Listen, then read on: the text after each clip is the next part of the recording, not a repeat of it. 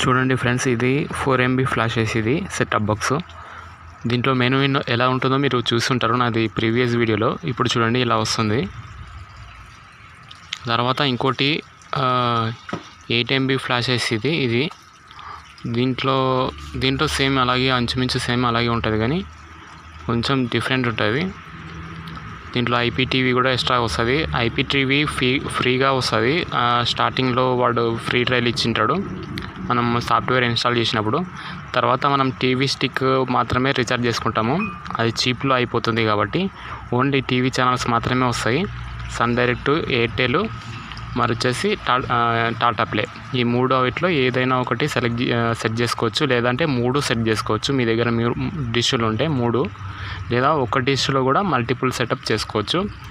అది నేను ముందు వీడియోలో ఎలా సెట్ చేసుకోవాలనేది కూడా నేను అప్లోడ్ చేస్తూ ఉంటాను, మీరు చూడండి వీడియోస్.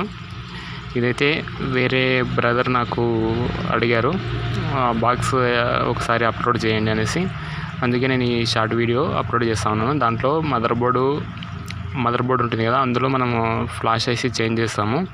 దాంట్లో వచ్చే ఫ్లాష్ ఐసీలో వర్క్ చేయదు ఈ సాఫ్ట్వేరు, కాబట్టి 8 MB ఫ్లాష్ ఐసి అప్డేట్ అది ఇన్స్టాల్ చేస్తాము.